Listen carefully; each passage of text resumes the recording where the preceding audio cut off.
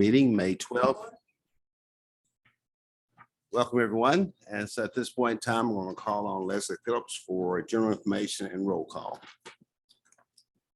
Okay, this is an in-person meeting with remote access available through Zoom webinar. It is being recorded and an audio and/or video recording may be posted online. If you have problems, those of you that are online, if you have problems hearing as we go through, just put a message in the chat box. Attendees should be able to see and hear the panelists or the presenters, but cannot communicate verbally unless the host allows them to. Attendees and panelists have the ability to send questions in the Q&A box or the chat box and can also raise their hand. There are 2 opportunities on the agenda for public comments. And joining us remotely today are Jennifer Marshall with Tdot, Taylor Lee with Tdot, Jalexis Lemon with Tdot, Paul Beebe with Thompson Engineering, and Tiffany Dubinsky with Virginia Drpt. Since we have remote attendees, we will conduct a roll call for attendance and for each vote. So, Chairman Paul Montgomery. Here. Jimmy Adkins. Present. Blake Ayler. Present. Chase Milner. Present. Rhonda Sawyer. Present. Amber Torbett. Present. And there is no Churchill, Mount Carmel, Hawkins County rep. Good morning. Again, thank you all for your attendance here today. We reserve this part of our meeting for those who may have a comment about the agenda items. And if you have an issue or comment about the agenda items, now's your time to speak. And we limit that time to 5 minutes. Anyone wishing to speak on the agenda item at this time? And this would include any comments on the long-range plan. Seeing none, we'll move next to our next item, approval of the minutes for our February 3rd, 2022 meeting. May I have a motion for approval? So moved, Mr. Chairman. Is there a second? Moved in second. Any questions? Madam, will you call the roll, please? Chairman Paul Montgomery, Pass. Jimmy Adkins, Aye. Blake Ayler, Aye. Chase Milner, Aye. Rhonda Sawyer, Amber Torbett. Thank you. The minutes are approved. And moving right along, we'll turn it over to Mr. Bill Albright, who will talk about the Unified Planning Work Program. Amendment number 1. Thank you, Paul. As most of you know, the work program is in Tennessee is a 2-year document, 2-year program. And we're going to get to that here in a minute with some budget issues. But in Virginia, it's brought to your attention and voted on every year. So what we're going to do is amend work program from last year to make some adjustments and changes for Virginia for Tdot this year. And I've got sort of a bulleted list of these items, and Blake's going to back me up on some of this. We've gone over it. It's with the Tdot.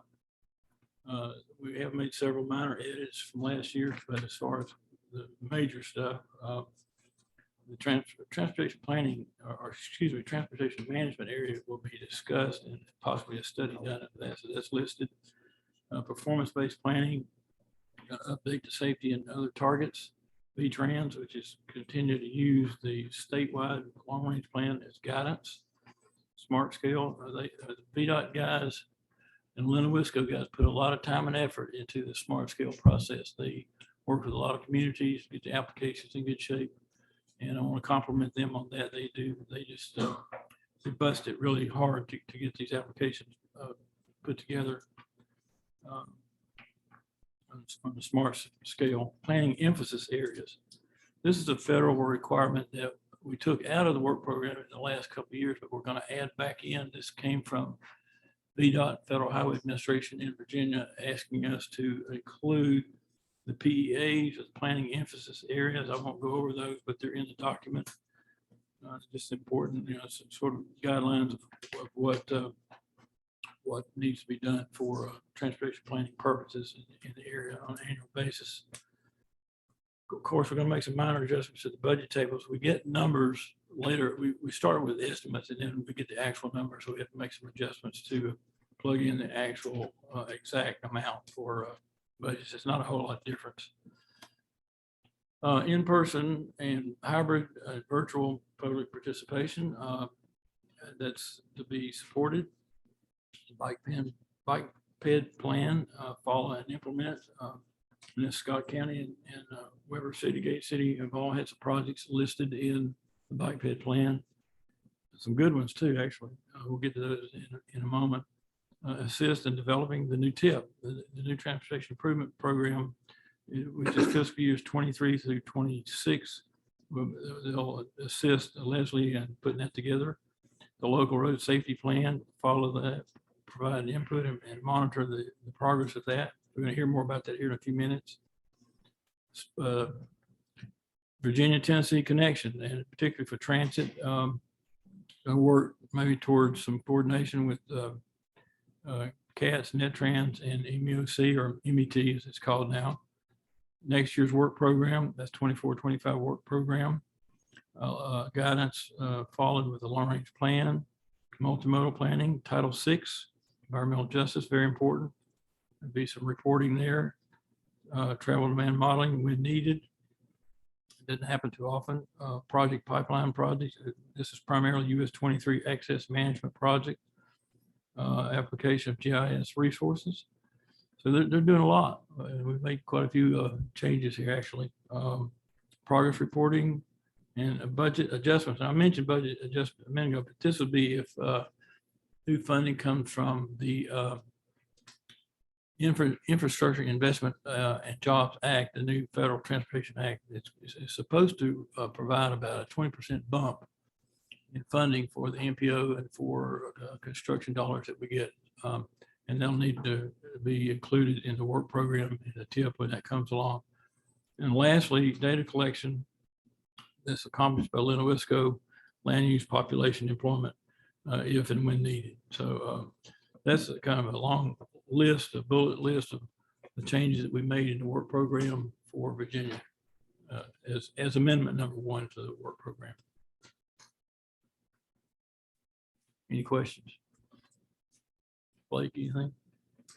I appreciate it, Bill. Appreciate all the hard work on behalf of the staff, the MTPO, to get the document ready. And I know we've made a few changes. They look a little bit more severe, I guess, than what they really are. But one of the biggest initiatives, I guess, we're putting inside of the UPWP is our new performance-based planning program project pipeline. So that will be inside there as it continues to evolve and move forward. And of course, it's producing some applications on behalf of the MTPO as well as Scott County along the US 23 corridor to address the safety issues that both the safety audit from Kingsport has found, along with data that is supported on behalf of Tdot. So again, we just appreciate all the hard work that you all put into this. Other questions of Bill?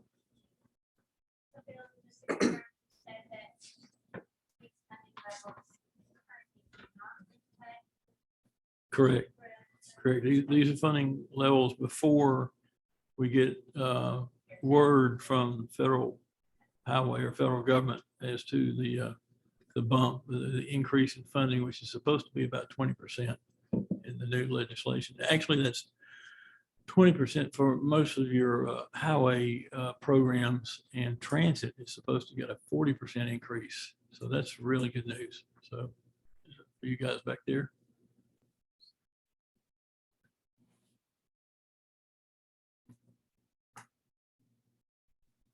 Other questions?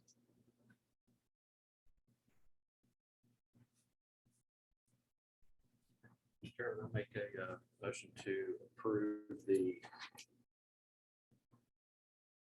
UPWP amendment number 1. We have a motion to approve the Unified Planning Work Program amendment number 1. Is there a second? I'll second that. Thank you for the second. Any questions? We have a roll call, please. Chairman Paul Montgomery, Aye. Jimmy Adkins, Aye. Blake Ayler, Aye. Chase Milner. Aye. Rhonda Sawyer. Aye. Amber Corbett. Aye. Motion passes. Thank you very much. I want to take time for a little bit of personal privilege here today to say, to thank Bill Albright for 30 years of service to the city of Kingsport.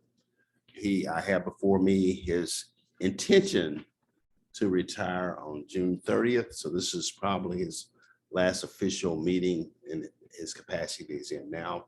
And I'm sure he'll be back for other meetings, but this is his last meeting. Bill, thank you for your service. I will tell you, I have failed retirement twice. So hopefully you're more successful. I've been moving my date around a little bit like a Ouija board, you know. So you play with yours before you leave? Yeah, yeah. Okay, thank you for your If Social service. Security Administration would ever call me, I could figure it out. Okay. So please join me in giving him a well-deserved thank you.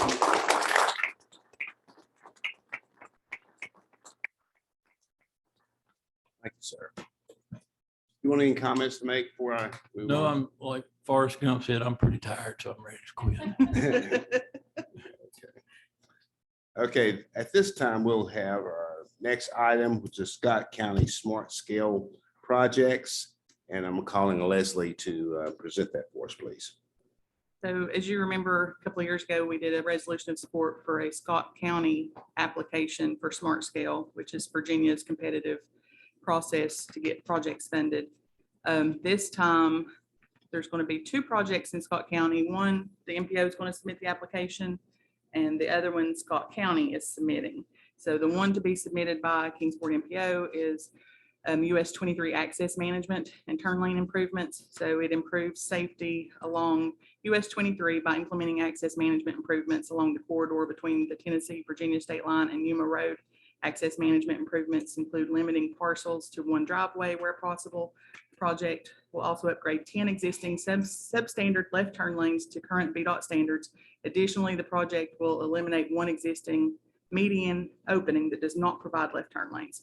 So in the agenda packet, it's got the drawings of the driveways they plan to close. If you've been up US 23, you know it's just curb cut after curb cut after curb cut all the way up through there. So all of these were included in the agenda. And the other project that Scott County is going to submit is US 23 at Chapel Street Safety and Railroad Crossing Improvements. So it will improve safety along US 23 by providing southbound left and right turn lanes at the intersection of US 23 and Chapel Street. Additionally, it will eliminate 2 at-grade railroad crossings located on Blanton Drive and Boone Street by removing these roads from accessing US 23, and will consider adding a left turn lane on US 23 at McNutt Street if the right-of-way arrangement with Norfolk Southern can be reached. So those drawings are also included. The left turn lanes. So closing that one. And kind of hard to scroll through those when they're so big. And closing that.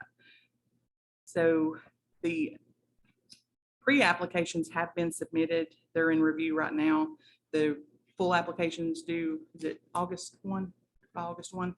So they do require the resolution of support to go along with the full applications. And Blake or Jamie, if you have anything to add. Yeah, these projects are the culmination of the first round of Project Pipeline, which I mentioned earlier through our kickoff and inaugural season of Project Pipeline. So along the corridors we looked at, it's a large corridors, everyone's aware. We decided to kind of cut it in 2 different applications. That way the MTPO could submit an application, and then on the upper half of the river, Scott County is going to submit the application. So as it states on Scott County's side, we're still working in coordination with the railway to see if they would be in agreement to allow us to take a little bit of their right of way to add in a left turn lane. So we're going to continue those conversations. But as you see inside of the packet, those projects hold today. The left turn lane is not represented on the sketch because that agreement's not been reached yet. So I'll be more than happy to answer any questions anybody has. Jimmy, you have any comments? No, I mean, on behalf of course, the PDC that covers that area and talking to local officials and folks that live around there, any construction is just a minor headache, but this is a very well thought out, analytically proven the need and voice the desire to have these two projects.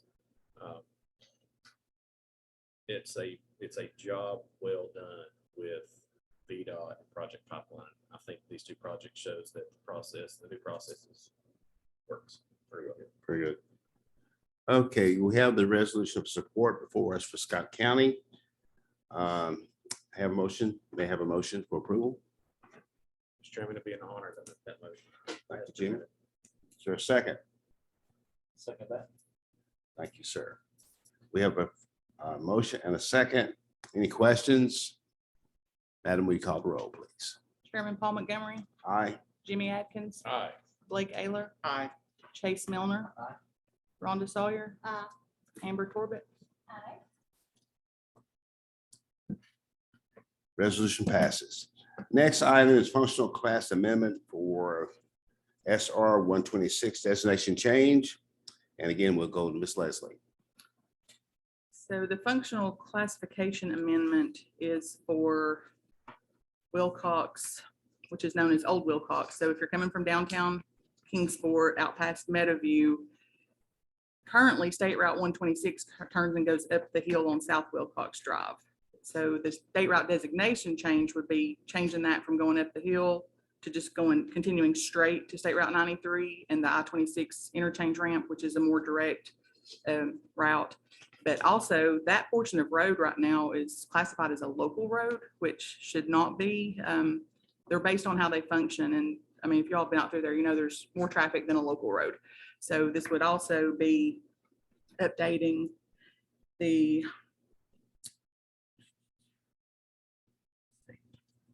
functional classification would be an urban minor arterial, which South Wilcox Drive going up the hill is currently an urban minor arterial and will remain the same classification as it is currently, but it would be changing Old Wilcox Drive from local to urban minor arterial. And then also, as I said, changing the state route designation from going up the hill to go just continue straight along Old Wilcox Drive. Michael, do you want to add anything? This was this was a joint effort between the city of Kingsport and Tdot staff. Back when we paved, the city paved the portion that we're talking about moving that goes up by Social Security office, and Tdot within a year paved the section that, or I'm sorry, I've got those backwards. Tdot paved their portion and then came through doing 126, and we worked with them to pave our portion. And that's when we really realized, hey, we need to do something. So this is went through and went through Tdot for approval, and the city and Tdot are already on board with the switching. It's 0.01 miles difference. They're similar distance. They were both paved within a year of each other. So makes sense to everybody. And the big thing here for an MPO is the functional classifications need to be approved by Tdot. I have a question. You know, the planning commission has to have their own major road plan.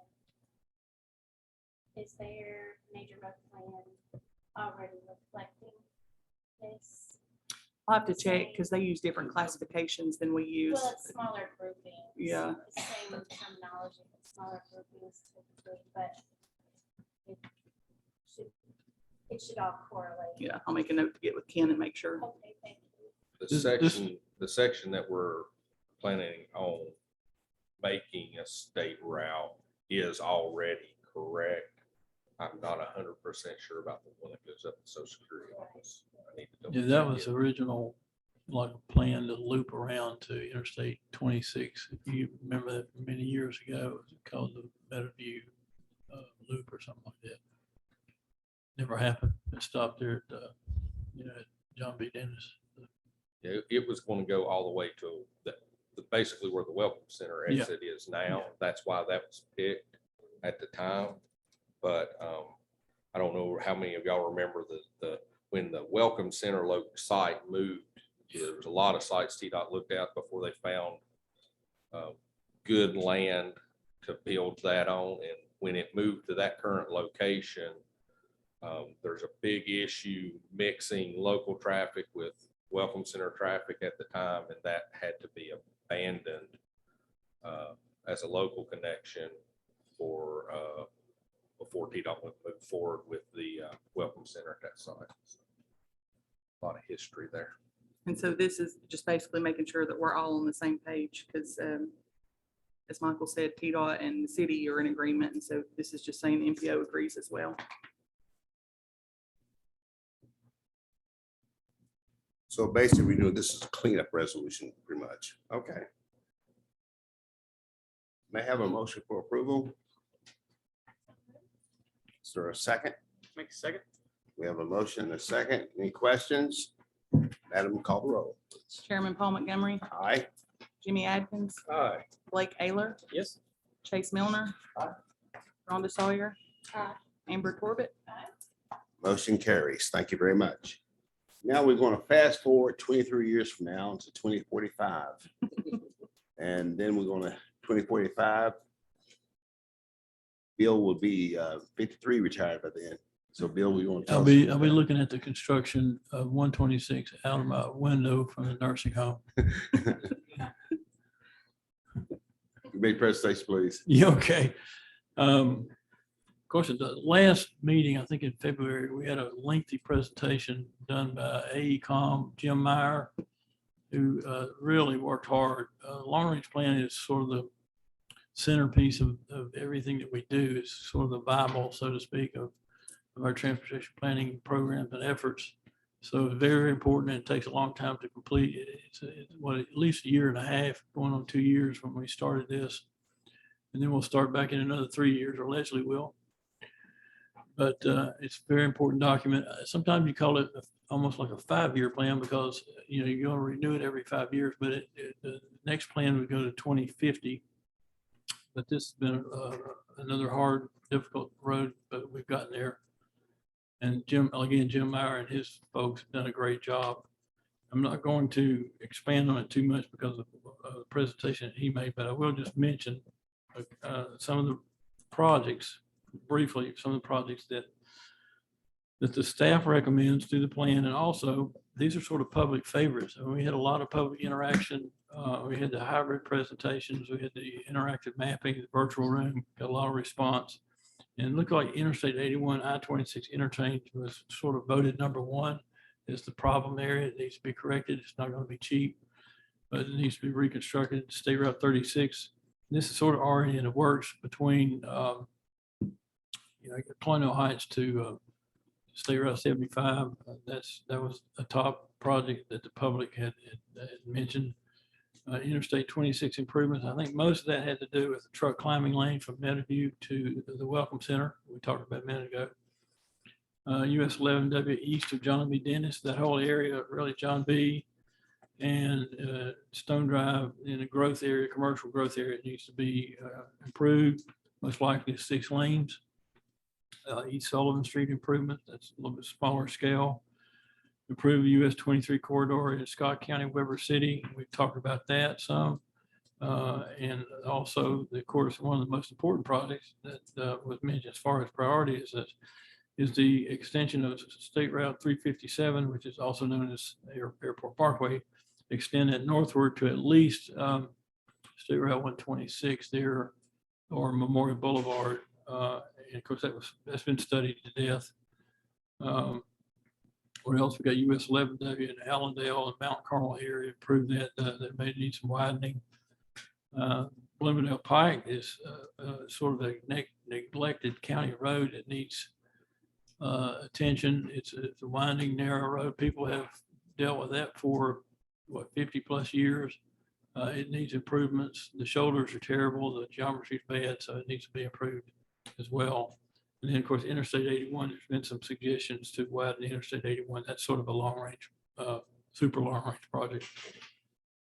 So that's some of the projects that came out of this. It's it is a multimodal plan. It's not just highway. So we looked at transit. We've looked at coordination with Tennessee and Virginia as far as, maybe working together on some routes. CATS is looking towards maybe more demand response service, less fixed route. And so transit's important. Bike and ped, 2 or 3 projects that came out of that study that have been included in the long range plan. But the construction of tributaries, I guess you could say, the Greenbelt into the neighborhoods, nearby neighborhoods, that's a top project or top topic, excuse me. And of course, the what they call the Apple Orchard Trail, which was sort of a creeper trail type facility that would go from Tennessee and Virginia toward Weber City. That's also a good project. And Gate City sidewalks was mentioned as well. Freight, the only thing mentioned really was the truck climbing lane there at Interstate 26 going towards Johnson City. And so those are some of the projects that have come out of the long range plan. Now that we've made our plans, what do you say, work your plan, plan your work, or excuse me, we're planning to work, now let's work the plan, I should say. And that, of course, has a lot to do with money. And some of these projects cost a lot, some don't, but the next step is to try to find the funding and move these forward. Any questions? Okay, questions of Bill?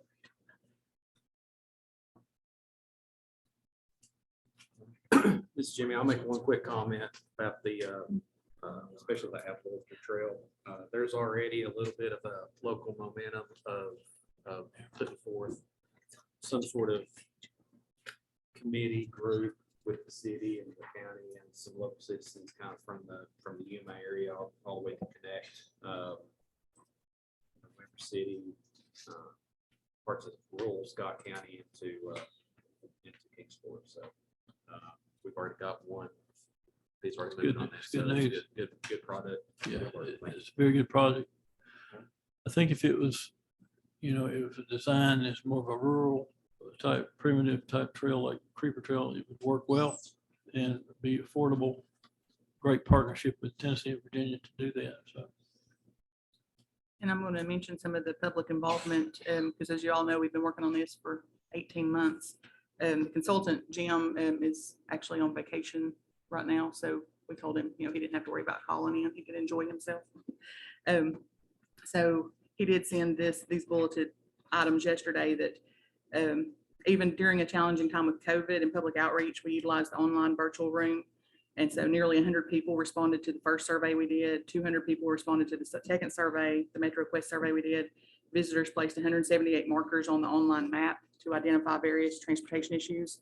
The virtual room had, in total, had nearly 750 unique visitors. So if you went to it 20 times, it only counted you once. But just during the public review process, 121 visits occurred to the virtual room.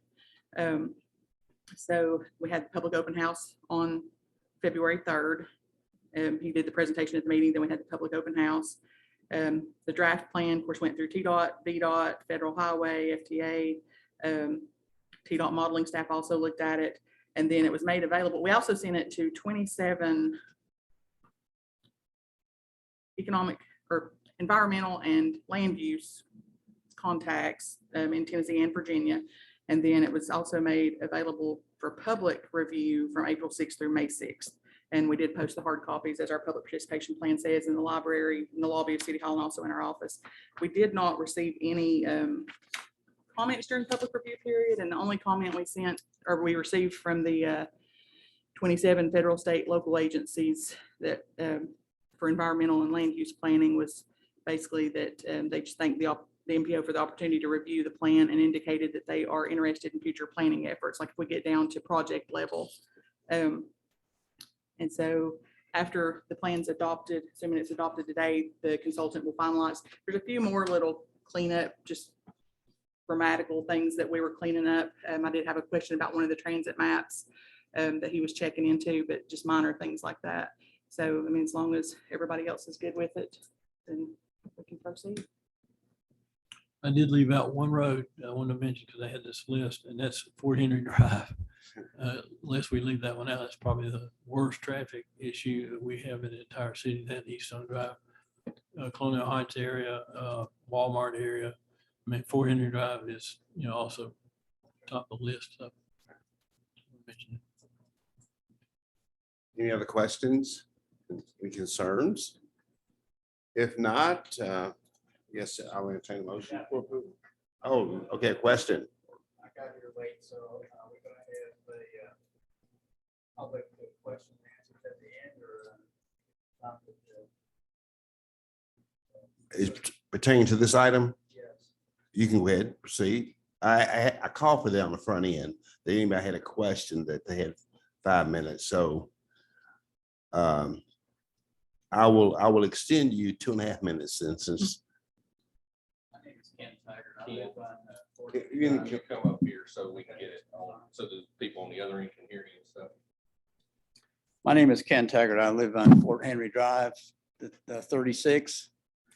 I'm sure some of you all have missed me, Bill and Mike and Les and Amber.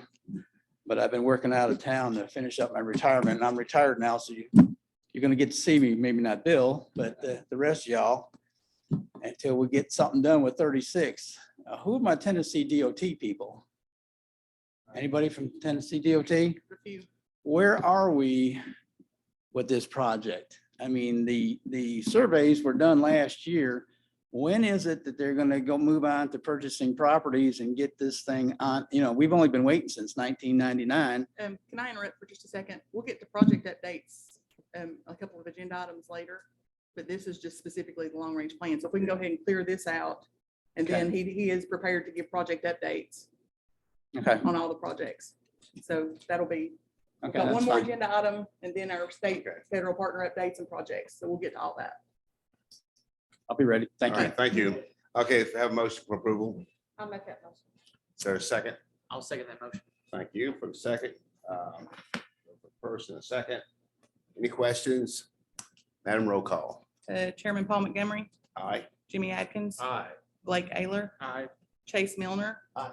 Rhonda Sawyer, Amber Torbett. Motion passes.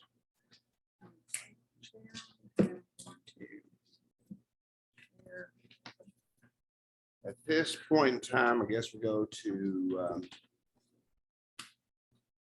local road safety plan. Yeah, let me, And Leslie's gonna do it for every tank. okay. Sean, can you unmute yourself? And Leslie, while you do that, after you finish that, you can go straight into the federal state partner update. as well. I don't know if you got my message, Sean. Eric Tang could not join us. He has a sick child he's tending to. So I was just going to run through some of the stuff we talked about at the Tdot MTPO conference last week, and I didn't know if you wanted to touch on any of this stuff that Jessica had talked about with the safe system approach or anything. Can you hear me okay, Leslie? Yes. I don't know that I'm fully prepared to speak to it. I can briefly speak to it. Do you want me to kind of introduce it and then go to you, or what do you think? Sure. I've got, can you see my slides? No, Oh. I'm not seeing any slides. Wait a minute. Where am I? Where's my Zoom? Let's see. My bar keeps going away. Share Would it be screen. would it be better, Leslie, for you to go ahead and go through your presentation and comment on what you have? Since Okay. you have There it is. slides. Okay, it's there. You see it now, Sean? Yeah, I see it. I'm not going to do the full screen view because then I can't see anything else. So, but I've just got them pulled up. So if you want to touch on this, and I'll scroll through the stuff. We can skip the Knoxville, Nashville, and Memphis stuff, but just the safe system approach in general, and then we'll go into the local road safety plan. Okay, sure. So, morning, everyone. This is Sean Santaya with the U.S. Department of Transportation Federal Highway Administration Tennessee Division out of Nashville. So I'm a transportation planning specialist with US DOT, help to oversee our Tennessee DOT and MPOs as they're carrying out their planning efforts. This presentation that Leslie is sharing had been developed by our safety specialists. So we have a multidisciplinary office that includes safety, operations, engineering specialists to support planning and project delivery across the state. So I apologize I wasn't able to be there, wasn't able to travel to Kingsport in person for this meeting today, but appreciate the chance to participate virtually. So just to cue this up, what Leslie's going to be speaking on is sort of a manifestation of our safe systems approach that US DOT has been promoting recently and has sort of adopted as our mechanism for helping to respond to the issue of increasing fatalities and serious injuries on our transportation system and on our roadways. So a few months ago, we saw the adoption of the National Roadway Safety Strategy, a US DOT policy level document that defines this safe system approach that's founded in 6 principles that are listed here. Deaths and serious injuries are unacceptable. We're acknowledging that humans make mistakes and humans are vulnerable, that responsibility for safety on our system is shared across several sectors, that we need to be proactive in safety, and that redundancy in how we address safety is crucial. And I'll speak a little bit more to redundancy in just another slide here. But thank you, Leslie. So on redundancy, what the safe systems approach is intended to establish here is a model that creates layers of protection. As you can see, we call it sort of the Swiss cheese model, where if we got a chunk of Swiss cheese, we've got holes within that cheese.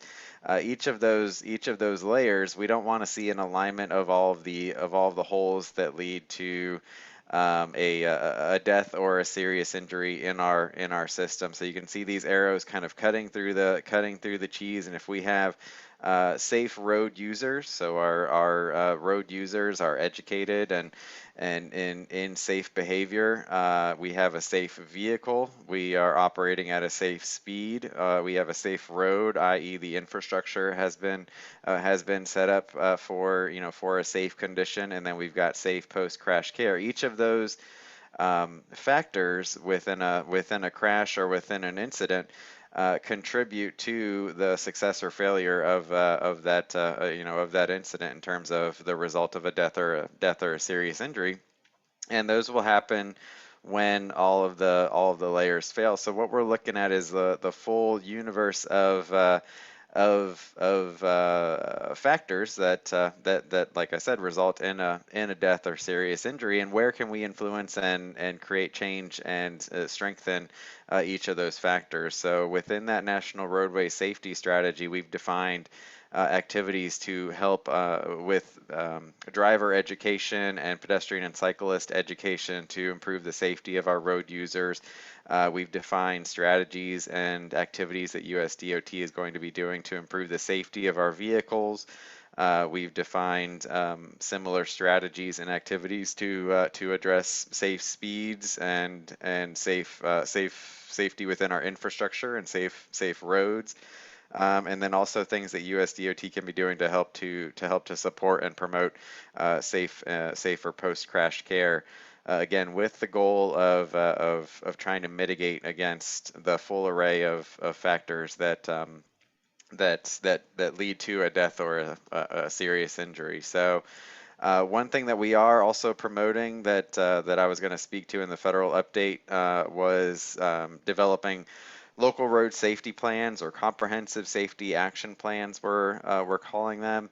And so what we've done with Kingsport that Leslie will speak to is work with the MTPO on developing a local road safety plan that is primarily focused on that safer roads, but also supports this overall safe systems approach by identifying, analyzing, and prioritizing safety improvements across the MPO area. So we've got a couple of models in Tennessee here that we can look to, and we're hoping to be able to get more local safety planning happening. Nashville is wrapping up a Vision Zero planning campaign, and we've got Kingsport's example here. So, Leslie, was there anything else that you wanted me to mention about to kind of cue you up?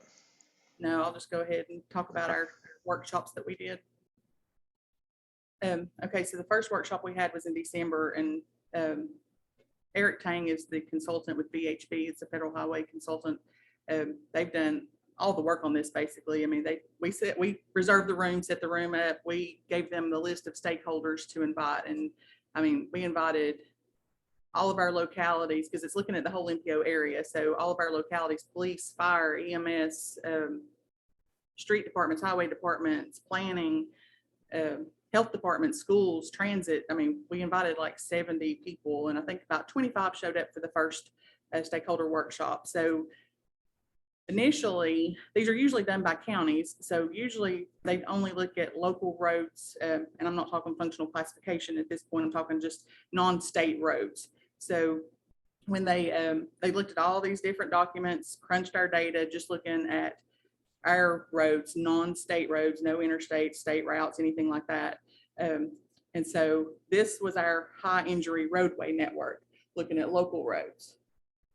So I'll come back to that in a minute, but 50% of fatal and serious injury crashes were on 8.2% of the non-state roadway network, which is pretty significant. Significant proportion of lane departure and intersection crashes, notable proportion of crashes occurring on collector roads.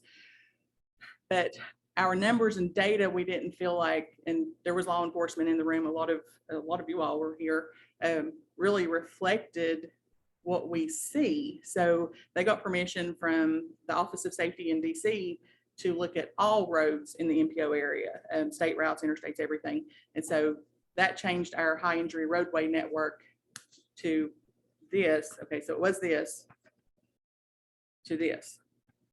And I'll talk some more about the data on that in a minute. But that first workshop, we worked on our vision, mission, and goal. So these are the ones we threw out ideas. The consultant took it back, came back for a second workshop in March, sorry. And this is what was crafted as far as, group effort, group planning effort, coming up with our vision, mission, and goal. We did vote on emphasis areas on the first workshop in December. And so our top emphasis areas we came up with were behavioral, so distracted driving, unrestrained occupants, impairment speed, lane departure, intersections, and young drivers. And so this is how our emphasis areas line up with the safe system that Sean was just talking about, how they fall under safe roads, safe road users, safe speeds, post-crash care, and safe vehicles, which one of our emphasis areas fall under which safe system element. And then they also, some of these data didn't carry over into this table, but they also broke down a cross matrix on crash data.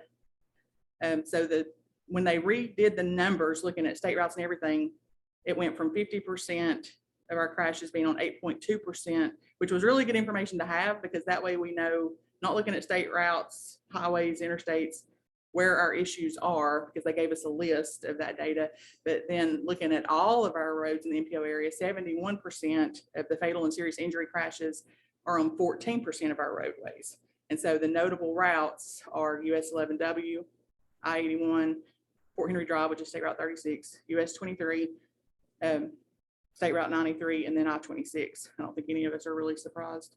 And then they did crash trees. This is the big one that we just pulled as an example for this presentation, but they broke down everything. I mean, some of them were just fatal and serious injuries, and some of them they looked at all crashes, but it's really interesting. So next, they're recommending forming a safety committee, by state safety committee,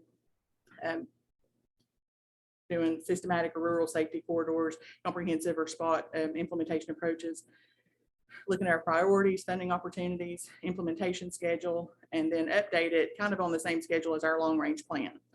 And then they also gave us, this is a multi-page document, but it's kind of like a strategy framework of what we can do for all these different issues. So the next steps, the first draft was due last week, and I emailed with Eric this morning, and they're actually trying to clean it up and make sure, going through federal highway and making sure that this plan matches a couple of others that they're working on in other areas of the country, but they just want to make sure that they're consistent.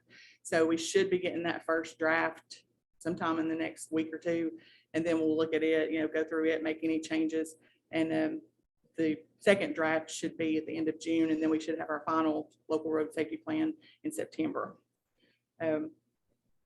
So, I mean, it's really good data. We're hoping it helps us maybe even set our own safety targets. You know, we have to adopt safety targets every year. And right now we just adopt the state's targets for Virginia and Tennessee. But also hoping that it'll open up some options for funding, which I'm sure Sean will talk about in just a minute when we move on to the federal update. Are there any questions? Some comments, maybe a question. Well, first question, is this a local road safety plan? Is this going to be an activity that all MPOs are going to be required to undertake?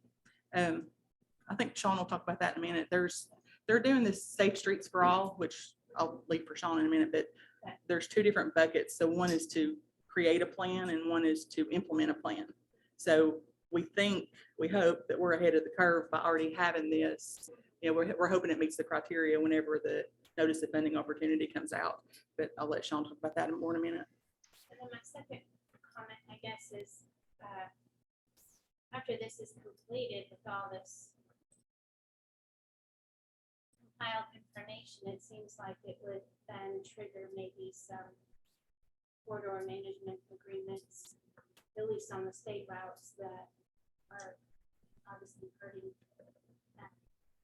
I'm just a big advocate of that process, and I'd like to get started on it, but it just seems like that would be the next step.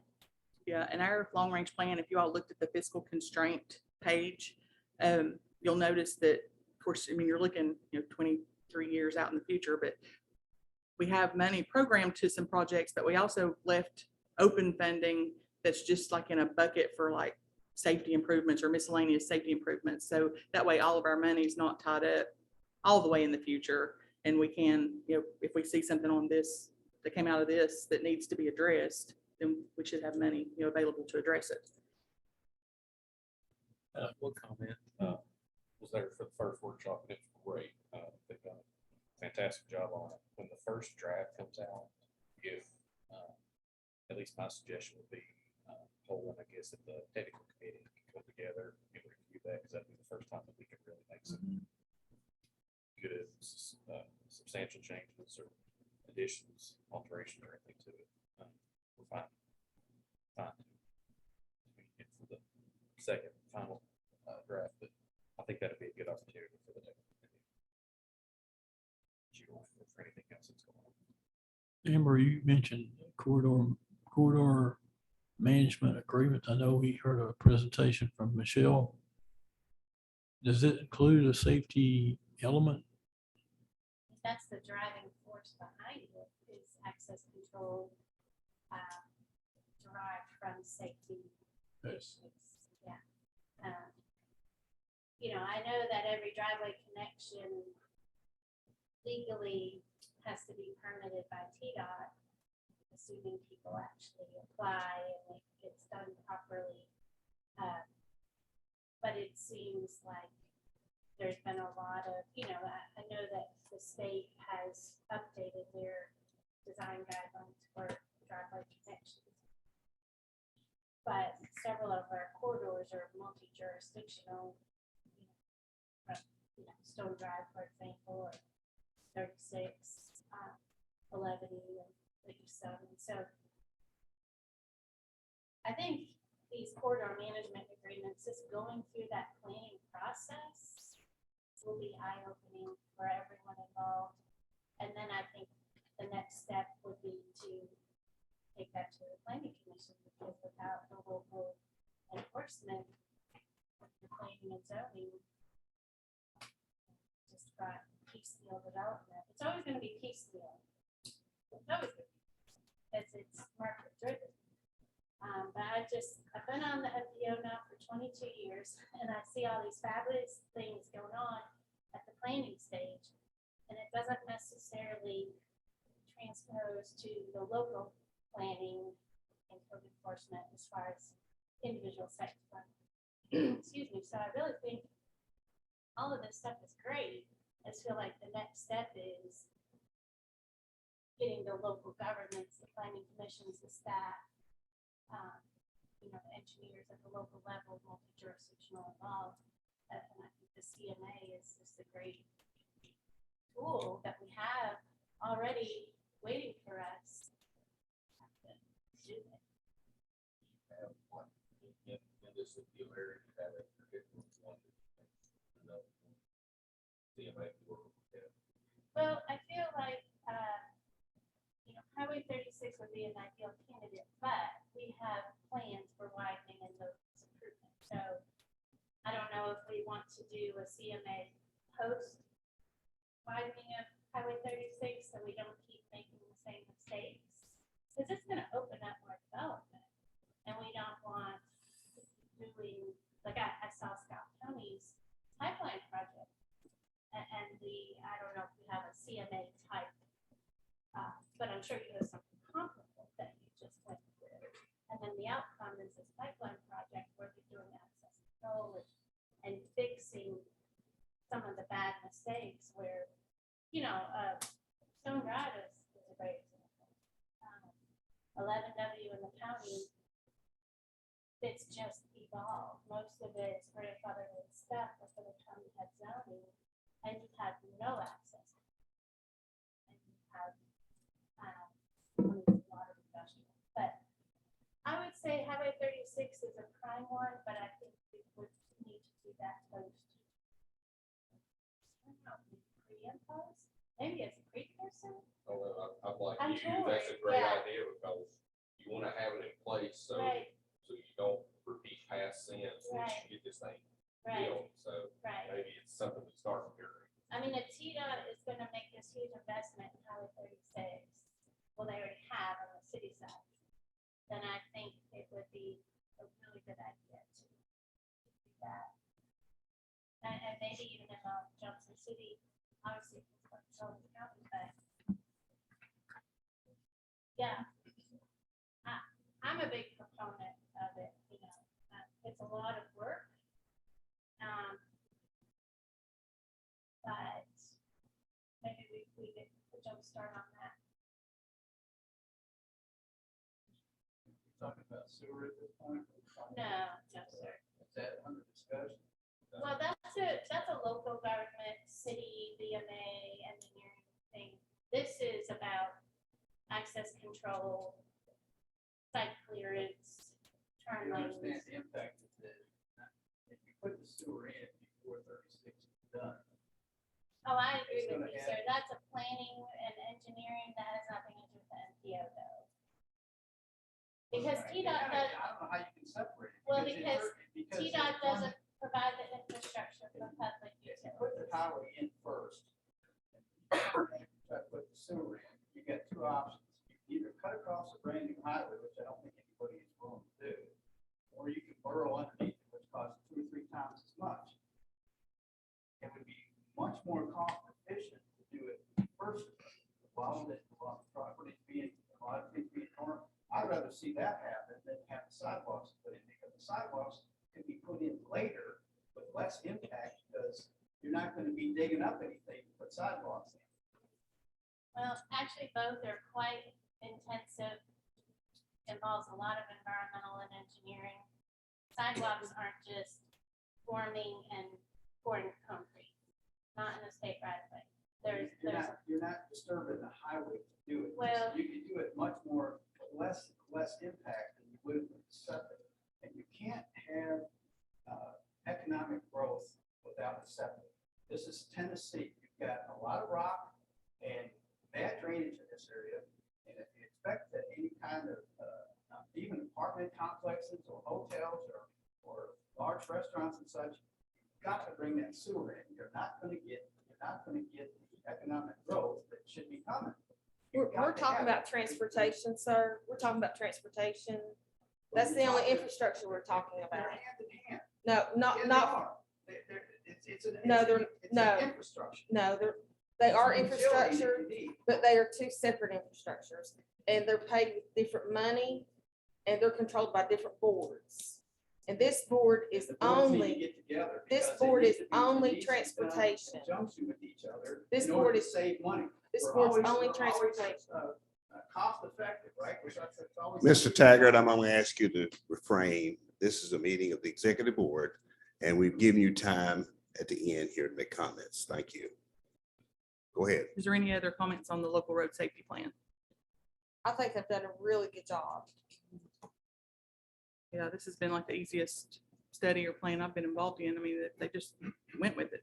Yeah. I think But it's been it'll really good bring a ton of information. projects within the boundary of the MTPO. I think it'll be something that in 10 years from now, when you look at the long range plan, in 23 years from now, I think it'll be something that everyone will be proud that Yeah. Kingsport went through that process. I mean, it's rare that Federal Highway works directly with local MPO or governments. I mean, just doesn't happen. So we're very fortunate.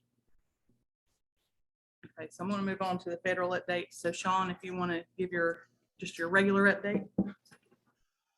Yeah, so I think building on the ideas that were being discussed following that presentation, this concept of partnership and establishing, like Leslie alluded to, a safety committee, or whether that be in the form of the CMAs or just some other medium for having that multi-agency discussion on how we address safety is something that we are really looking at as a best practice as part of that safe systems approach that I alluded to. So yeah, just wanted to thank the MTPO staff for being willing to volunteer for this effort. This was completed directly between FHWA headquarters and the MTPO. As Bill said, that doesn't happen often, so we appreciate you guys stepping up and hope it can be a benefit. And as Leslie alluded to, we do have a new funding program as part of the IIJA / bipartisan infrastructure law to directly support these sorts of planning efforts, as well as implementation of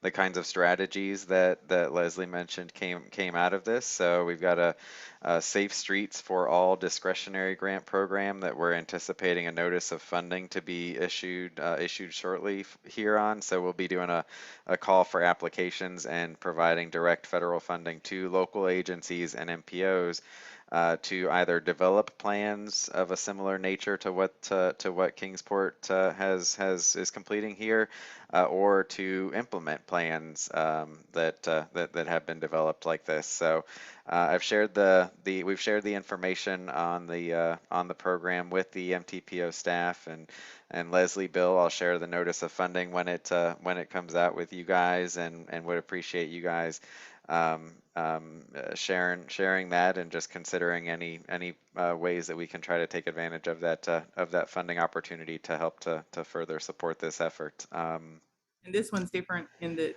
states cannot apply, correct? Correct. Yep. So state DOTs are not eligible to apply for this. This is being targeted towards MPOs and local governments. And the sense that I get is that they're looking for partnerships of MPOs and local governments. Ways where we can look beyond jurisdictional boundaries and political boundaries to address our safety issues. So individual MPOs and local governments can apply, but I think we're encouraging partnerships. I'll also mention we've shared this with the MPO staff as well. We've got another call for projects or call for applications coming shortly for our Reconnecting Communities pilot program, another new funding program from the IIJA.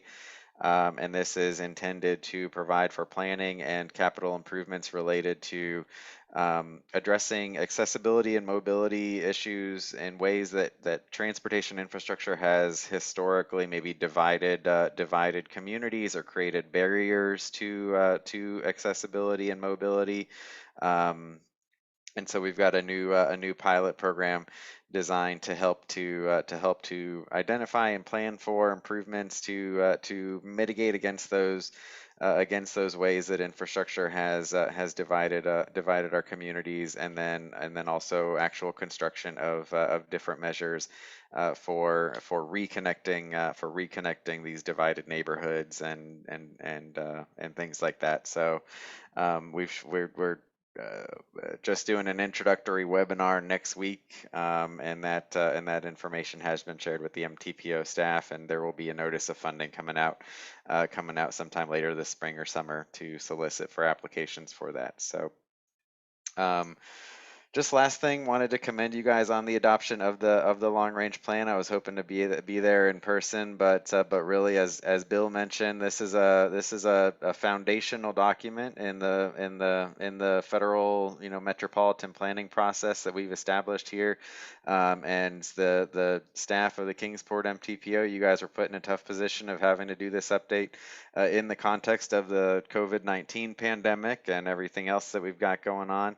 And so the efforts made to not let that deter from doing the plan update on time, and it is a high quality document, and the public engagement that you guys carried out in virtual means was really awesome to see and be a part of. So just wanted to commend you guys and thank you guys for the efforts there.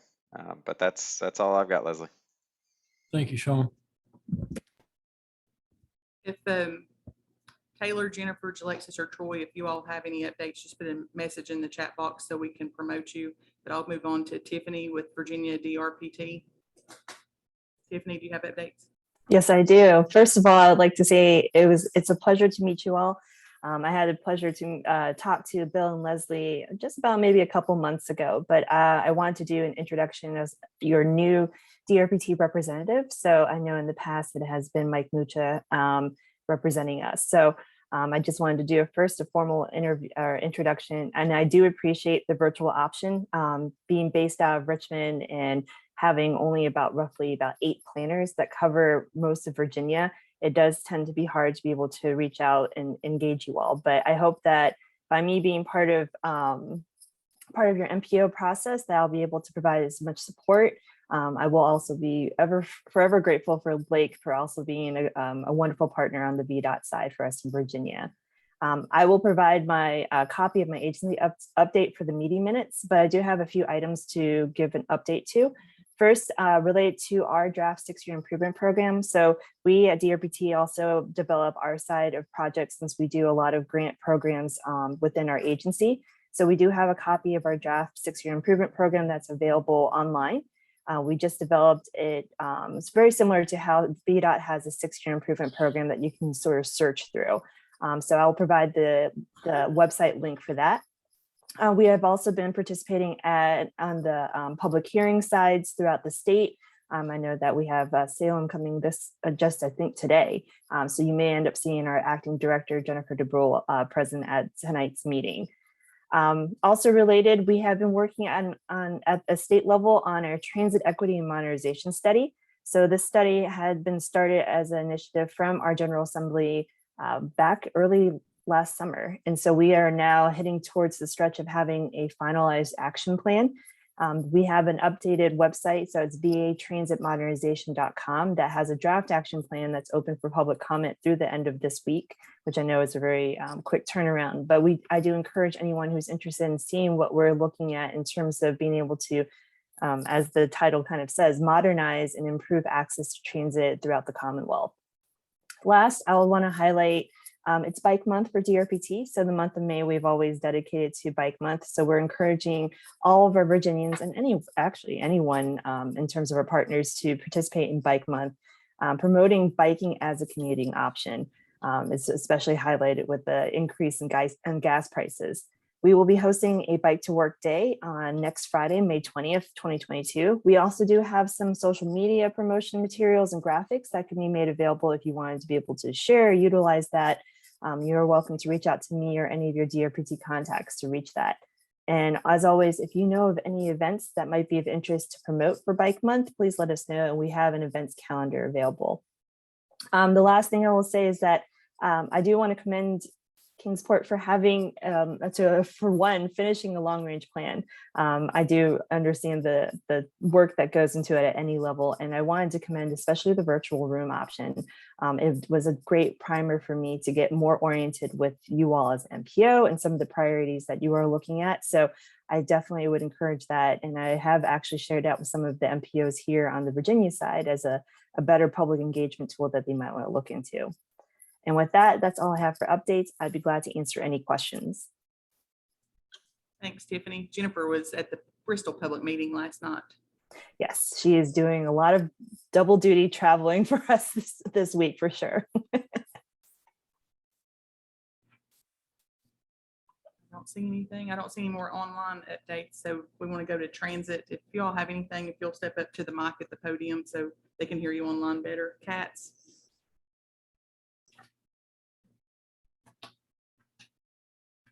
Make sure the microphone's on, Candace. You hear me? Yes. Okay. Hi, I'm Candace Shear and I'm transit planner with CATS. So we just have a small update on the transit garage. That project contractor should be mobilizing and prepping that garage site this month. I saw a little activity out there yesterday, and that's considered to be about an 18-month construction process. So we're very much looking forward to having that.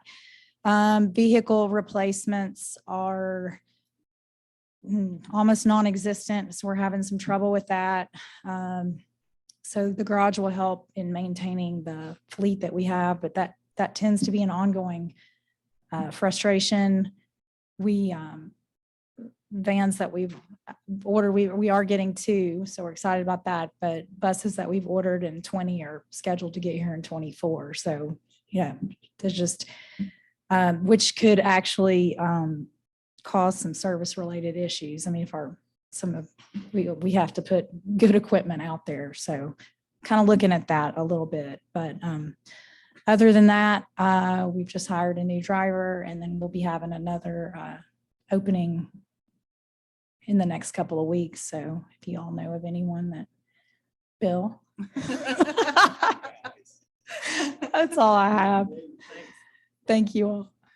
I also meant to mention when Tiffany finished is if you all didn't see in the agenda, Bristol's MTPO meeting is at 2:00 today at the Slater Center in Bristol, and DRPT will be doing a presentation.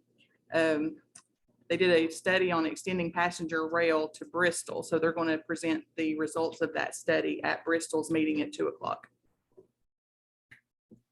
Yes, and that will be presented by Emily Stock, who is our chief of rail. So if anyone can answer questions, it would be her. Thank you. NetTrans, anything?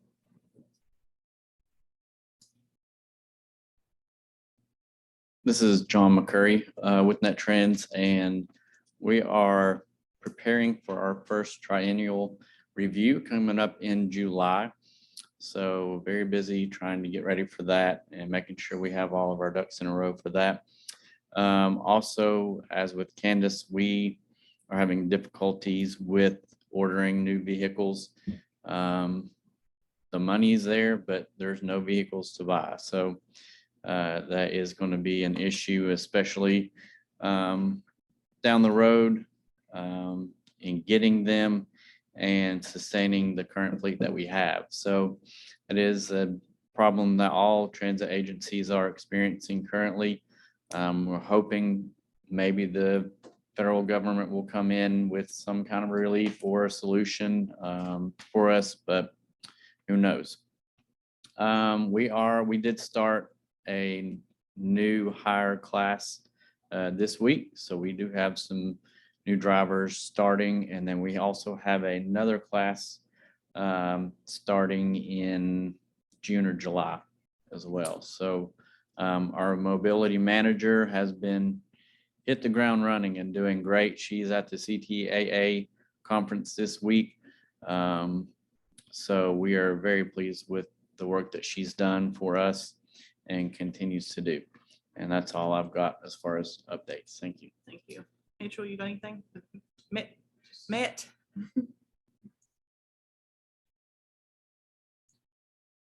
I don't have any stories to tell today. But anyway, we just wanted to give you an update on the micro transit program that with the help of DRPT and the FTA had provided for us in Southwest Virginia. It's really been a success. It's been recognized. It's been recognized nationally. The Reuters news agency did a story on it, and so it's been a great way for our people to connect with each other. And just a little bit of it, anybody that has a smartphone, or you don't have to have a smartphone, or you can still book a trip to our dispatch office, but anybody with a smartphone can book a trip. It's much like Uber or Lyft and those things. And we have 3 vehicles that run in a pretty much a 10-mile area. So we are averaging, we had 3 routes that did this before, and we averaged about 12, 14 trips a day. Now it's up to, we're doing about 195 trips a day with those 3 vehicles, which is unbelievable, even from the standards that we thought might happen. And so I think this may be the future of rural transportation, and you'll be hearing a whole lot more about it. There's a lot, I think there's some funding coming down the line, some demonstration grant maybe that we may be able to move it from one area to the next, and then have a connector service that would connect the areas together. So I just want to thank you for the opportunity, and we're working with MetLink to link us with Kingsport, and we're always ready, willing and ready to help anyone that we can along the process. And what about the fare free? And we also received a grant from the state of Virginia, or we had to make a commitment that it's kind of a sliding scale, but we had to make a commitment for the 4th year that we would pay that. That would come from our funding. So we will be fare free for the next 4 years.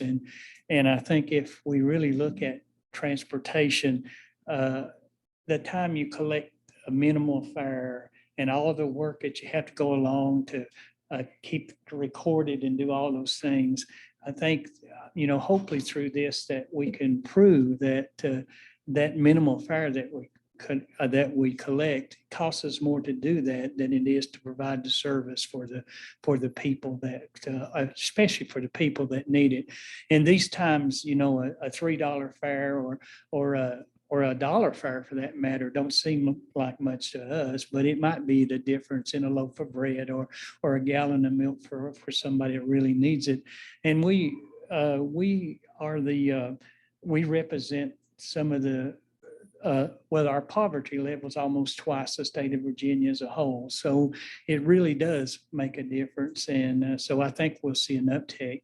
Through COVID, our ridership was down about 50%. Now, with these 2 options, with the fare free and the MetGo, we're over 50% above last year, which was a COVID year, I understand. But all of our ridership has come back, and we're about 20% ahead of what we were in 2019. So it's made a big difference. And but I do believe that microtransit, you'll be hearing a whole lot more about it. And I think that would be the way for rural transportation. Thank you for allowing me to speak. Tdot, do you have anything else? General updates? Yeah, one update, I reached out to the residents, and just so everyone's aware, I know this is just slightly outside of the boundary of the MTPO, but if you travel 23, it's going to impact you. So another bridge project, this time it's going to be over the Clinch River, so just right outside of Gate City. We're looking at a superstructure replacement on that structure. The work will begin occurring this year and next. We will reduce traffic to 1 lane in each direction. If wide loads or heavy loads come through, we will stop traffic completely to allow those to come over safely. So just an update there. Be on the lookout. There will be heavy traffic for the next few years in that corridor. And the US 2358 and Hilton Road intersection did get funded through the extra smart sale money y'all had, or? It did, and I apologize. I see it on here now. Yes, US 2358 intersection. Just north of that intersection, there's a crossover that takes you into the gas station there on the corner. That project did get funded. We had our kickoff meeting on that project about 3 weeks ago, if I remember correctly. So that project is going into PE now. So you'll be seeing more from that. Construction will begin on that project in the coming years. And Rhonda, did you have general Tdot updates?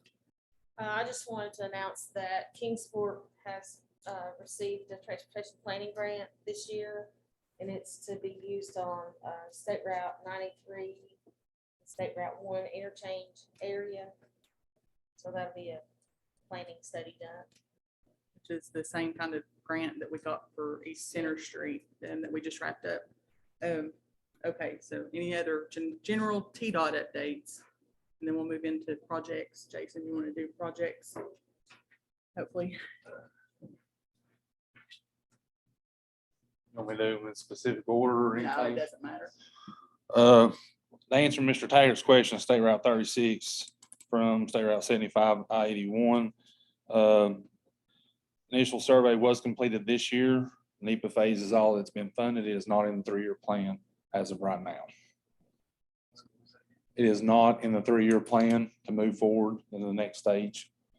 So it's been funded through NEPA, but it's not identified in the 3-year plan to perform. Just wasn't selected. That's, I can't tell you that. I don't select those projects. That's decided at headquarters what projects are in the 3-year plan. But the undertaking of what the MPO is selected as their top priority projects, and then projects across the state to meet that funding source.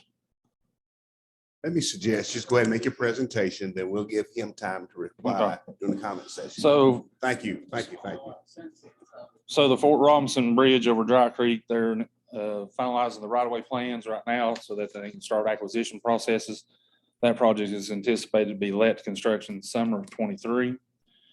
State Route 126, Phase 1 is actually being split into 2 phases. Phase 1A will be going from East Center Street to east of Briarwood Road. That project is in the 3-year plan for construction, and their project development is getting it ready for early 2024 letting. The second phase of that one, which would be 1B, goes from east of Briarwood Road to Cooks Valley Road. Has not been identified in the 3-year plan for construction. Phase 2, which would go from East Cooks Valley Road to I-81, has not been is not there for right-of-way funding in the 3-year plan. 93 improvements, got several on here. The Sullivan Washington County section that's under construction right now, they're doing blasting and grade work along the bluff there. By the end of September of this year, they should have a temporary road with 2-lane traffic. So traffic will not be controlled by a signal no more. And then the actual work completion is expected to be done sometime end of June to first of mid-July next year for that section. The next section, Sullivan County section from basically American Environmental back out to 347 is looking like an early 2024 letting. It was in the 3-year plan. Other projects along the 93 corridor that we've got going on right now. The State Route 93 bridge over Shipley Street has been let to construction for repairs. They expect to start on June 6th with putting up construction signs. Shipley Street will be closed because that's been taken care of with the city, an agreement with the city. Researching 93 from State Route 1 to the Virginia line was let earlier this year. No date on start yet, but it has to be done by September 30th.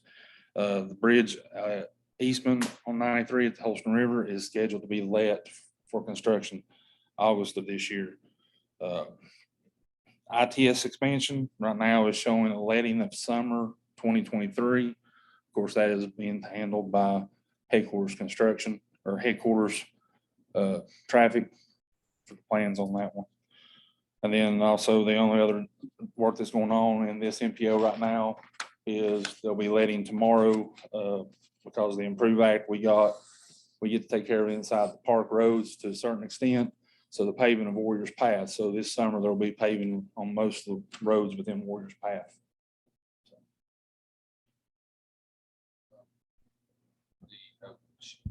So Shipley Street starts 6/6. June 6th, they're going to start putting signs up. They've not, When do you within think about that- a week of that, it'll be. When do shut you down. think that, what's the contractual completion? Contractual completion date is November 30th of this year. Okay. But with them, with the city agreeing to allow them to close the road, we feel that it should be sooner than that.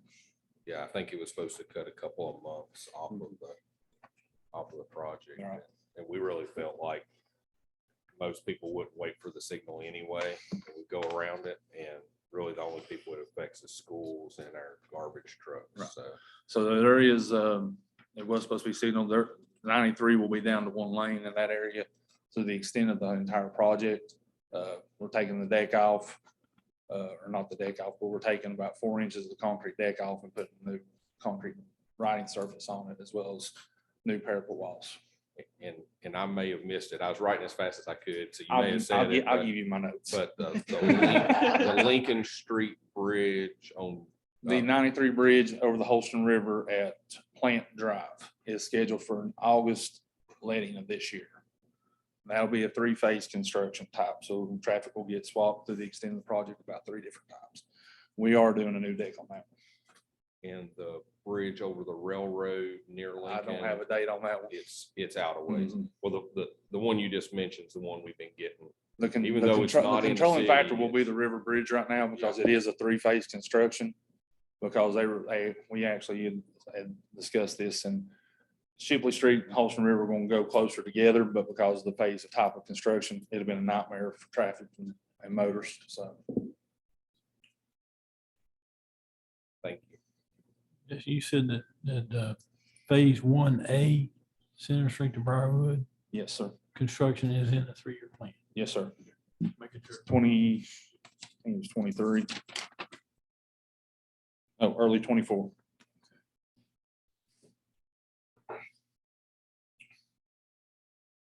They split them for money purposes. Yeah.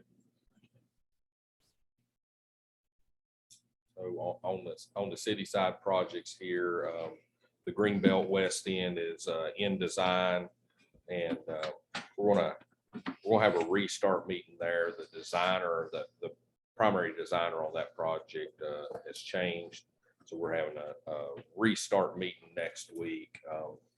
Brickyard Bicycle and Pedestrian Bridge is still in the NEPA phase, correct, Jason? We're still waiting on final documents. We had to do some extra technical documents there for historical and stuff. Island Road is also in NEPA, and we've completed the conceptual stage relocation plan and are just waiting for final comments on that one. The resurfacing grouping is, we've received notice received with design. We made it through NEPA phase and are working on that one. Main Street, we opened bids. They're a little bit high. So we're working through funding plans now between the MPO funds, the local funds, the different utility funds, and CRISA funds and everything. So very likely that we will be asking for a called MPO meeting to move funding into that project. We knew it was higher than the estimate, or the estimate was higher than what's programmed right now. And we knew we'd have to come to y'all, but we was waiting until we had actual numbers. It's more than that, imagine that in this environment, but we did have 2 bids that were within 2% of each other. So we feel like it's a true representation of what projects are costing. I don't know if y'all, Tdot has any comments on what you've been seeing. What is really surprising to me is the concrete is the one I wasn't expecting to be so high. So It is. you've got some concrete facilities that have shut down and are not producing. So you're actually, producers are getting Allocation. allocated.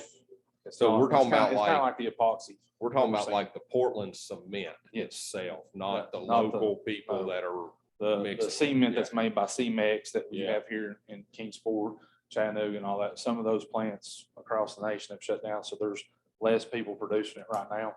And it's just employment supply is what we're understanding. Just people not wanting to work.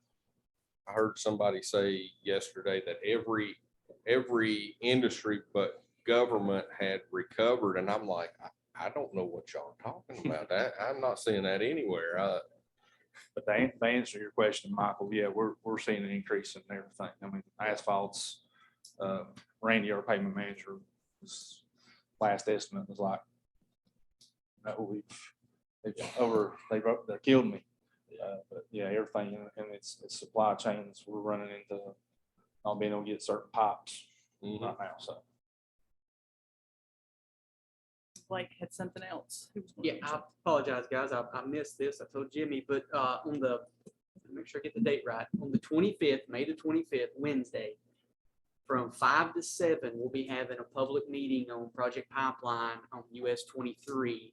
We're sending out a little over 250 letters to each individual that lives along that corridor within those subdivisions that will be impacted. That will be at the Scott County Vocational Center that's at 387 Broadwater Avenue in Gate City. So we invite anyone that's more than welcome to come out. We'll have live boards. There will not be a physical presentation, but we'll have boards set up to where everyone can walk through, see what the improvements are, and ask us any questions they have. 3 till 7. 5 to 7.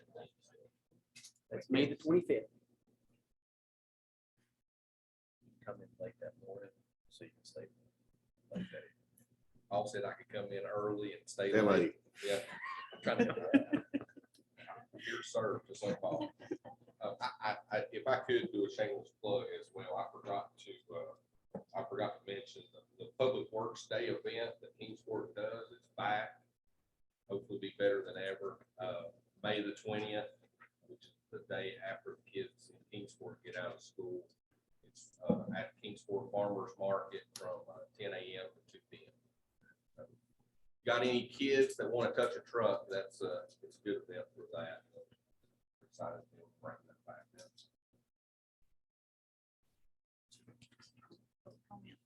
Okay, at this point, Mr. Ken, others, this is your time to come to the podium and tell us what's on your mind. 5 minutes.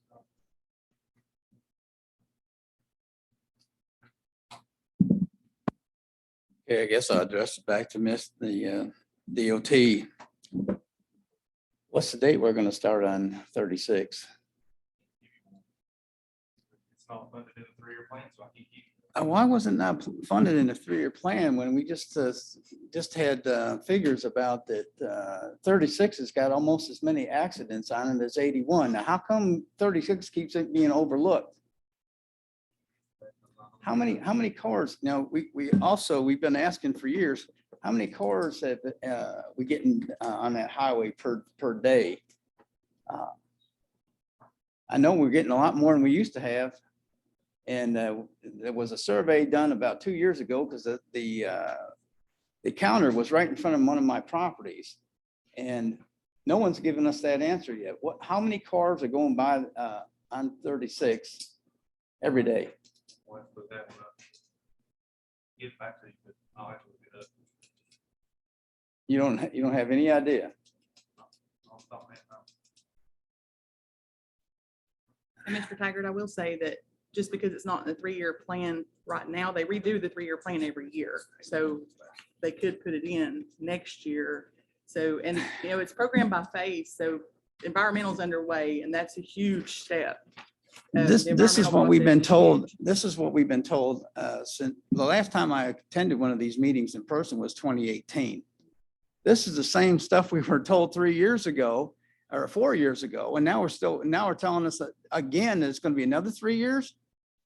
Washington County and Johnson City finished theirs in 2007. This project was supposed to have been finished to Interstate 81 in 2007, according to the meeting that I attended in 1999 in Johnson City. How come our section is not getting finished? These are questions that really they answer at headquarters in Nashville. These are the guys I'm seeing. The Nashville guys ain't showing up. They should know this. They're the Tennessee DOT.